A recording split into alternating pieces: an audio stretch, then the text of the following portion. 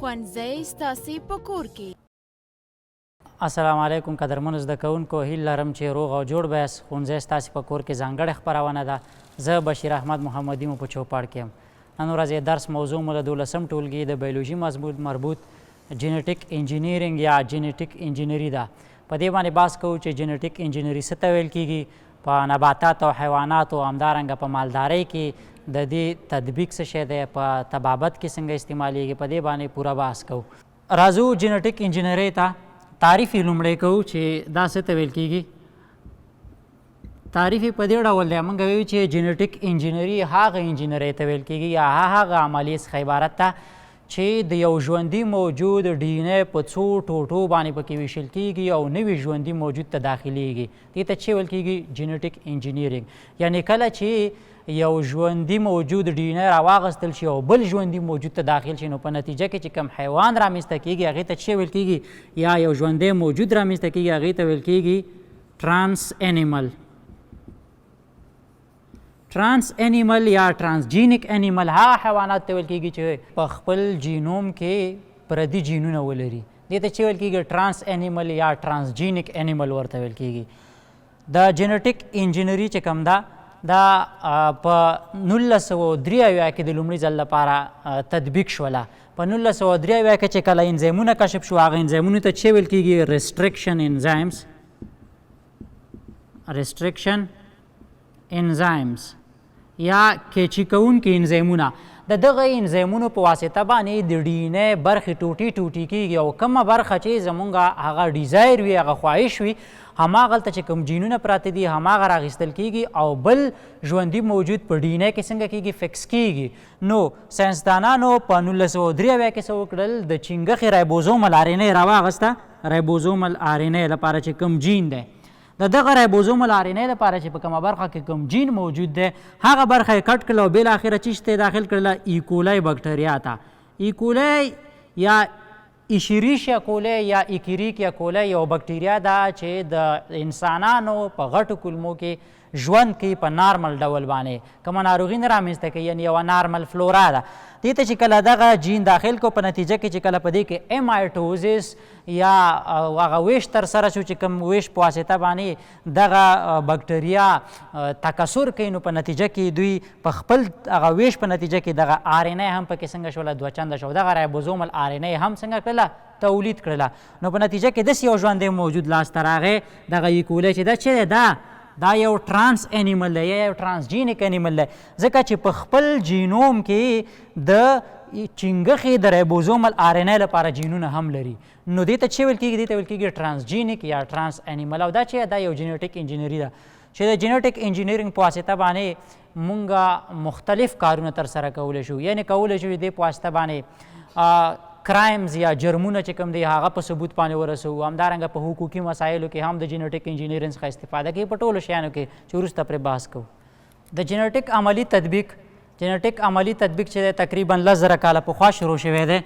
یعنې دغه وخت کې انسانانو خپل هغه د کوچ ژوند چې ګرځېدل به یو ځای نه بل ځای ته به یې کډه کول، ښکار به یې کو، هغه ژوند یې پرېښود، د ساکن ژوند یې اختیار کړ. کله چې ساکن ژوند اختیار کړ، دوی مختلفو شیانو ته اړتیا درلودله، لکه مثال غلې، دانې، همدارنګه چې کوم دی د حیواناتو غوښه یا د حیواناتو نه چې کوم لبنیات لاسته راځي دې ته اړتیا درلوده. نو په دې خاطر باندې دې خلکو څه وکړل، وحشي حیوانات چې کوم دي هغه یې په اهلي باندې بدل کړل، اهلي کړل، او همدارنګه د مختلفو ځایونو څخه یې داسې نسل نباتات راوړل چې ښه حاصل یې ورکو. نو د دغه وخت نه جنتیک عملي تطبیق شروع شوی دی، خو په دغه ټایم کې دې علمي بڼه نه درلوده. وروسته کله چې په 1960 کې ریسټرکشن انزیمونه کشف شو، ریسټرکشن انزیمونه، نو دغه انزیمونو د وجې نه بیا دغه د جنتیک عملي تطبیق شروع شو. د دې انزیمونو په واسطه باندې د ډي ان اے یوه برخه کټ کیږي. کله چې هغه برخه کټ شي یو بل ژوندي موجود ته داخلیږي او په نتیجه کې هغه ژوندی موجود د دې بل ژوندي موجود خاصیتونه غوره کوي. کله چې نوی نسل پیدا کیږي د هغه ژوندي موجود خاصیتونه هم په خپل ځان کې لري له کوم څخه چې ډي ان اے اخیستل شوې ده. نو په دغه ډول باندې دا څنګه کیږي، دا استعمالیږي، دغه عملي تطبیق یې ترسره کیږي او په نتیجه کې مختلف اهدافو ته انسان د دې په واسطه باندې رسیږي. همدارنګه دغه عملي تطبیق چې کوم دی موږ په څه شي کې د دې څخه استفاده کولی شو دا په 3 شیانو کې موږ د جنیټیک عملي تطبیق ترسره کوو. یو چې دی په طبابت کې دی، بل په کرنه کې، او بل چې کوم دی په مالدارۍ کې. په دغه 3 واړو ځایونو کې جنیټیک په عملي ډول باندې تطبیق کېږي. دغه انجینري په طبابت کې مثال په ډول باندې د انسولین تولید، انسولین یو هارمون دی چې دا د شکرې ناروغۍ لپاره استعمالیږي، دا هم د جنیټیک د انجینرۍ په واسطه باندې تولیدېږي. په کرنه کې مثال ځینې داسې نباتاتو لاسته راوړل چې هغه نباتات یا د حشرو په مقابل کې مقاومت وښیي یا د ځینې دواګانو په مقابل کې مقاومت وښیي، یا موږ تاسې وایو اصلاح شوي تخمونه چې ورته ویل کېږي هم د جنیټیک انجینرۍ په واسطه باندې څنګه کېږي تولیدېږي. یا په مالدارۍ کې مختلف داسې نسلونه حیوانات د دغه جینیټیک انجینرۍ په واسطه باندې تولیدېږي چې مخکې په نړۍ کې موجود نه وو. مثال په ډول باندې د جیلی فش جین راخلي، خوږ ته یې زر کوي. کله چې خوږ هغه نسل تولیدېږي نو د جیلی فش خاصیتونه په خپله پوزه کې لري، یعنې دا داسې یو خوږ منځته راغی چې مخکې دغه خوږ په نړۍ کې موجود نه و. نو په دغه اساس باندې جینیټیک انجینري عملي تطبیق په 3 ځایونو کې صورت نیسي، طبابت، کرنه او مالدارۍ کې. ګرانو زده کوونکو لکه څنګه چې ولوستل چې جینیټیک عملي تطبیق په 3 اړخونو کې یا په 3 ځایونو کې صورت نیسي چې یو یې چې دی طبابت دی، بل یې کرنه ده او بل یې مالداري ده. نو لومړی راځو د طبابت بخش ته. په طبابت بخش کې په یوه برخه باندې بحث کوو. ستاسې په کتاب کې عنوان دی په درمل جوړونه کې د جین تخنیک تطبیق، یعنې څنګه کولی شو چې د جینیټیک انجینیرینګ په واسطه باندې درمل جوړ کړو. نو دې دپاره موږ یو مثال وایو. مثال د دې دپاره تر ټولو ښه مثال چې دی انسولین دی. انسولین، او دا انسولین چې دی دا یو هارمون دی. انسولین څه کوي؟ انسولین چې دی په نورمال ډول باندې په حیواناتو کې او په انسانانو کې د پانکراس د بیتا حجراتو څخه یا بیتا سیل چې ورته ویل کېږي دې څخه افرازېږي. او د انسولین وظیفه څه شی دی؟ وظیفه دا ده چې په وینه کې د ګلوکوز تنظیم، دغه هارمون په وینه کې ګلوکوز تنظیموي، یعنې نه پرېږدي چې په وینه کې د ګلوکوز سویه څنګه شي؟ زیاته شي. کله چې دغه هارمون کمبود سره مخامخ شي یا په بدن کې کم شي یا چې دی بیخي موجود نه وي، نو په دغه وخت کې چې موږ کم ګلوکوز په غذا کې اخلو دغه ګلوکوز وینې ته جذبېږي خو د وینې څخه حجراتو ته نه داخلېږي، په وینه کې اندازه زیاتېږي او بالاخره یو ناروغي رامنځته کوي چې هغې ته ویل کېږي شکره یا ډیابیټس میلیټس چې ورته ویل کېږي. دغه ناروغي رامنځته کوي. نو دغه ناروغۍ د درملنې لپاره دغه انسولین څنګه کېږي؟ استعمالیږي. پخوا به دغه انسولین د حیواناتو څخه اخیستل کېدل، یعنې مثال د غوا یا د پسه یا د نورو د پانکراس د حجراتو څخه به انسولین اخیستل کېده، بیا به انسان ته ورکول. چونکې د انسان او د هغې دغه جینیټیکي جوړښت همدارنګه امبریولوژیکي جوړښت یو بل سره فرق لري، نو په نتیجه کې به دغه انسولین کومه ګټه یا وکړله یا به هېڅ ګټه نه کوله او انسان ته به په هغه تداوي ډول باندې ښه نه تمامېده. نو وروسته دغه انسولین د ایکولای بکټریا څخه لاسته راغی، یعنې کله چې ریسټرکشن انزیمونه کشف شول نو په هغه وخت کې د ساینسدانانو یا د بایوټیکنالوژي کې چې کوم کسان کار کوي هغوی وکولی شول چې دغه انسولین د ایکولای بکټریا څخه لاسته راوړي.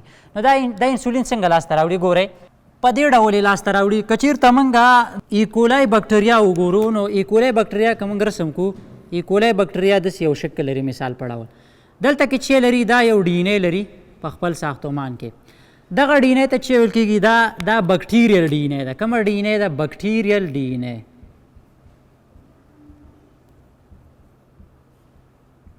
او یو چې کوم دی دا په خپل ترکیب کې یو بل ساختمان لري چې هغې ته ویل کېږي پلازمیډ.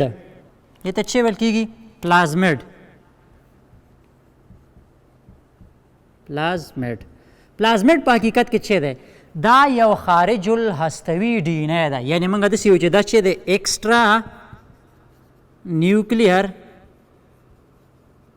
ډي ان اے، دا یو خارج الهستوي ډي ان اے ده. او دا په حقیقت کې موږ سره چې دی دا یو ویکټر دی د انسولین د جوړېدلو لپاره، یعنې ویکټر فار انسولین ساینتیسس.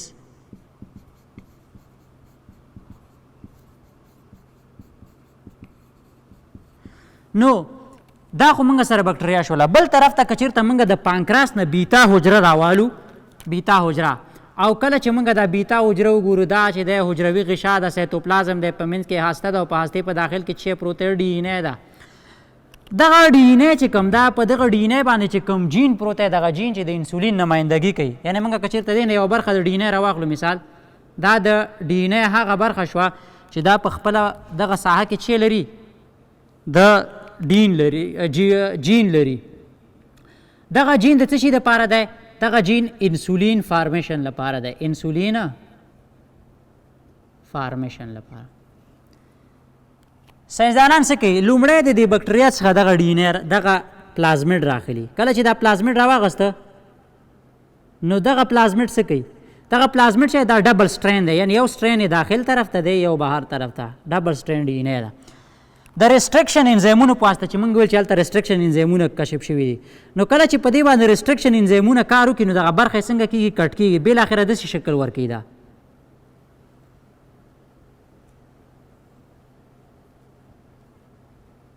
دغه یو برخه څنګه شوله دا کټ شوله دا د څه شي په واسطه باندې کټ شوله د ریسټرکشن انزایم په واسطه ریسټرکشن انزایم په واسطه یې کټله همدارنګه د ریسټرکشن انزایم په واسطه باندې دغه برخه چې کومه برخه موږ سره چې لري دغه جین لري دا برخه هم کټ کېږي کله چې دغه برخه کټ شوله همدا برخه راخلي دا کټ شوې برخه او د دې سره څنګه کوي فکس کوي کله چې دا موږ دې سره فکس کوو دا ډي ان اے ده که نه ډي ان اے ډبل سټرین ده نو دا به دې سره څنګه شي په دې ډول باندې فکس شي دا برخه یو برخه به دې سره یو ځای شي بله برخه به دې سره یو ځای شي کله چې دغه دواړه برخې سره یو ځای کېږي نو په نتیجه کې چې دلته کې کوم پلازمیډ جوړ شو دا دغه پلازمیډ دا چې یو ډي ان اے دې ته موږ یو نوم ورکوو ریکمبینانټ ډي ان اے ریکمبینانټ ډي ان اے وروسته دغه ریکمبینانټ ډي ان اے راخلي او داسې یو بکټریا ته داخلي چې هغه بکټریا پلازمیډ ونه لري یعنې پلازمیډ فری نو دلته دغه بکټریا راخلو دلته یې رسمو دا یو بکټریا شوله دا بکټریا چې دی دا نیوکلیر ډي ان اے لري یا بکټیریا ډي ان اے لري خو پلازمیډ نه لري نو وروسته دغه پلازمیډ ډایرکټ مونږ دغه بکټریا ته څنګه کوو داخلو کله چې دلته داخل کې نو په نتیجه کې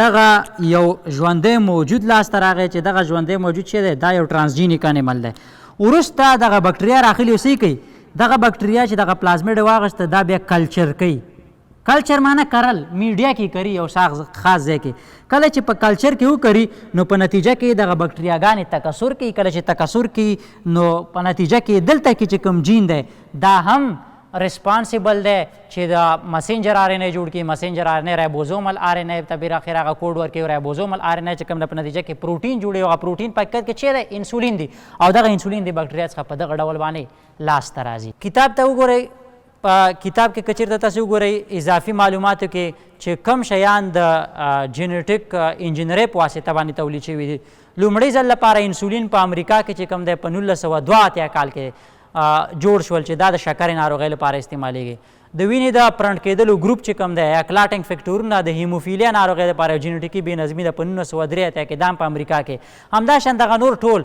لکه سوماټوټروپین یا چې دا د ودې هارمون دی دا په 1987 کې کشف شوی دی همدارنګه نور انزیمونه همدارنګه چې کوم دی مختلف شیان تر اوسه پورې کشف کېږي دغه یو څو ستاسې په کتاب کې مثال په ډول باندې ورکړي دي چې تاسې دا یادولی شئ همدارنګه د تولید کال هم درته ذکر کړی دی او ټول په امریکا کې لومړي ځل لپاره کشف شوي دي ګرانو زده کوونکو راځو بلې موضوع ته مونږ ویلو چې په کرنه مالدارۍ کې طبابت کې چې کوم د جنټیک انجینري څخه استفاده کوي اوس راځو کرنې او مالدارۍ برخې ته کتاب کې عنوان دی د کرنې او مالدارۍ په برخه کې له جین تخنیک څخه ګټه اخیستنه چې څنګه مونږ د جین تخنیک په واسطه باندې په کرنه او مالدارۍ کې مختلف اقسام نباتات او حیوانات لاسته راوړلی شو د دې لپاره مونږ یوازې په نباتي بخش باندې کار کوو د مالدارۍ بخش یې پرېږدو په نباتي بخش کې مثال حل کوو مثال په ډول باندې موږ غواړو چې داسې یو نباتات لاسته راوړو چې حشره وژونکو یا د داسې دواګانو په مقابل کې خاصیت از مقاومت وښیي چې هغه دواګانې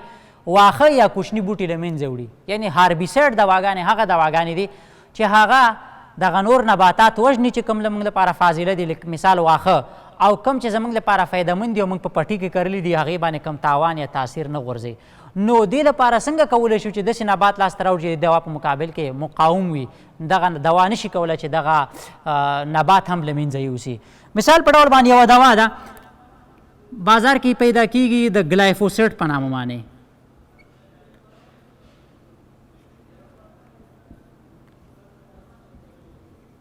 دې ته چې دا یو هاربیسایډ دوا ده.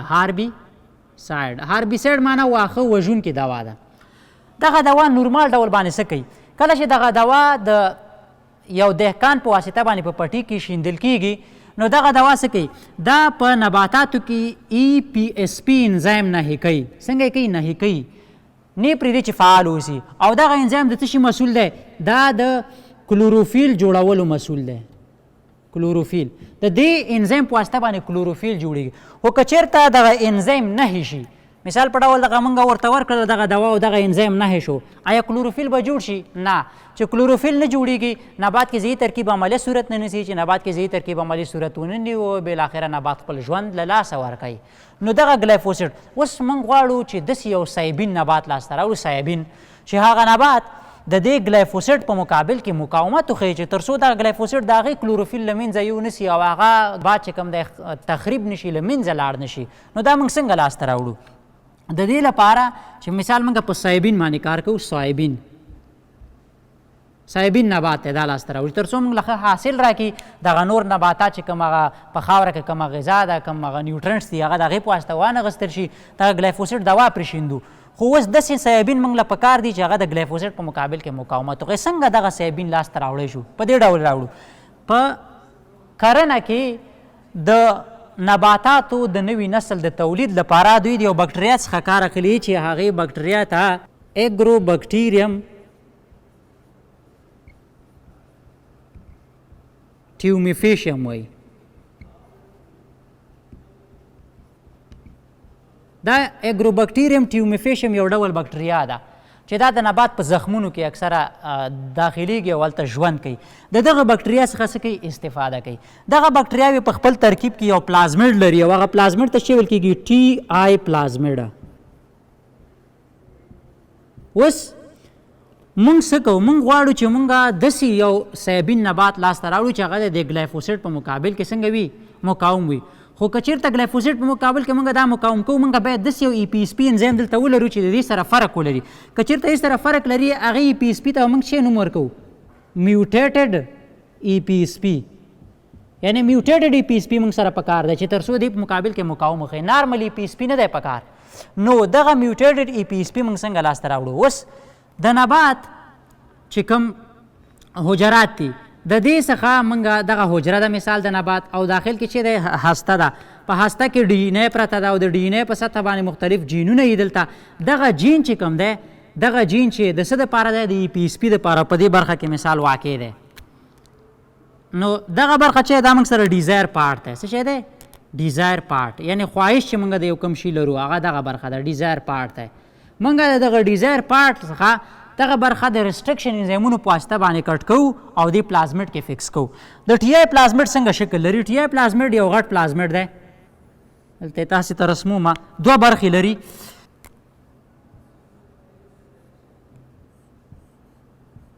لري. پاسنۍ برخه چې کوم ده دې ته TI ریجن ویل کېږي. TI ریجن. او لاندینۍ برخې ته یې ویر ریجن ویل کېږي. ویر ریجن چې کوم دی دا وایرولنس برخه ده. یعنې کیدای شي چې دغه برخه په نباتاتو کې ناروغۍ رامنځته کړي. خو TI برخه هغه برخه ده چې د بکټریا څخه مستقیما دغه د TI برخه د نبات حجرې ته داخلیږي. نو دغه برخه دوه کاره کوي. ویر ریجن یا په نباتاتو کې ناروغي رامنځته کوي یا د دې TI ریجن سره مرسته کوي چې تر څو څنګه شي دغه نبات ته داخل شي، ځکه ځینې انزایمونه او هارمونونه جوړوي.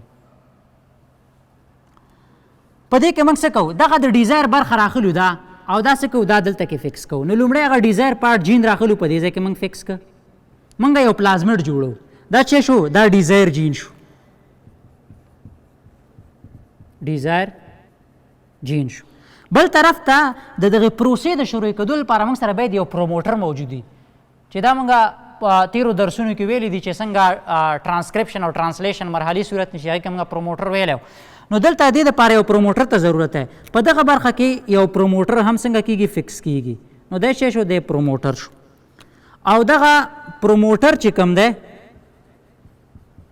د دې نوم دی CMV 35S، یعنې کولیفلاور موزیک وایرس 15S. په دې نوم باندې یادېږي ځکه دا تر ټولو یو سټرانګ او قوي پروموټر دی چې تر څو دغه پروسه څنګه کړي دې ته شروع ورکړي. بل طرف ته موږ په دې کې په ویر ریجن کې یو د انټي بایوټیک په مقابل کې یو مارکر یو نښه لګو چې هغې ته چې ویل کېږي هغې ته ویل کېږي انټي بایوټیک ریزسټنس مارکر یا ABMR ورته ویل کېږي انټي بایوټیک ریزسټنټ مارکر دی دغه ریزسټنټ مارکر د دې وظیفه څه دی کله چې د یو بکټریا په واسطه باندې دغه پلازمیډ واخیستل شي او موږ د بکټریاګانې کلچر کوو کروي کله چې موږ ګورو نو موږ ته معلومیږي چې په کمې بکټریا پلازمیډ اخیستی دی او کمې بکټریا پلازمیډ نه دی اخیستی نو دغه برخه چې کله داخل شي نو دا اوس موږ سره څه جوړ شو موږ سره یو ارټیفیشل یا مصنوعي پلازمیډ دی دا ارټیفیشل پلازمیډ دی ته ویل کېږي یو مصنوعي پلازمیډ جوړ شو دغه پلازمیډ بیا څنګه کېږي بکټریا ته داخلیږي کله چې دغه پلازمیډ بکټریا ته داخل کړه بکټریا بیا څنګه کوي بکټریا بیا تکثر کوي تکثر په نتیجه کې دغه بکټریا مونږ راخلو او بالاخره د نبات یوې زخمي شوي برخې لارې نبات ته داخلو کله چې نبات ته داخل کړو نو نبات کې څنګه کېږي دا لومړی پاڼې ته رسیږي په پاڼه کې به میوټیټډ EPSP تولید شي او بالاخره هغه پاڼه راخلو مونږ یې کرو بیا تاسې وګورئ دلته کې تصویر کې وګورئ دلته کې دغه پلازمیډ لاسته راغلی بالاخره په پاڼې ته رسېدلی دی EPSP ورکړی دی بالاخره EPSP نه دغه پاڼې راغستې ده او دلته کې کرلې ده د کرل کېدو په نتیجه کې دغه میډیا کې کرل کېږي د میډیا کرل کېدو نه وروسته چې کړی دی دغه نبات تولید کړی بالاخره نبات لاسته راغلی که په دې نبات باندې اوس موږ ګلایفوسیټ واچو هم نو دغه نبات د ګلایفوسیټ په مقابل کې مقاومت ښیي چې دې ته چې ویل کېږي په کرنه کې د جنتیک عملي تطبیق ګرانو زده کوونکو دا د نن ورځې درس تر بیا چې یو بلې موضوع سره ستاسې په خدمت کې حاضرېږم تر هغې مو په پاک رب سپارم هر چیرې چې یاست خوښه او خوشحاله اوسئ د الله په امان